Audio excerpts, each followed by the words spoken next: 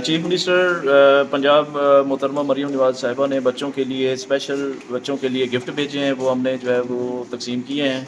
तो Punjab government chief minister साहिबा बच्चों से जो है स्पेशल बच्चों से खसूसी जो है वो प्यार और शफ़क़त रखती हैं, और इंशाल्लाह इन फ्यूचर भी उनका मैसेज था कि हम बच्चों के साथ इसी तरह जो है वो दस्त शफ़क़त जो है बच्चों रखते रहेंगे और मिलते भी रहेंगे, और उनको इसी तरह की तहफ़ जो है इंशाल्लाह इन फ्यूचर भी उनको जो है देते रहेंगे। और बच्चे खुश हैं माशाल्लाह सारे।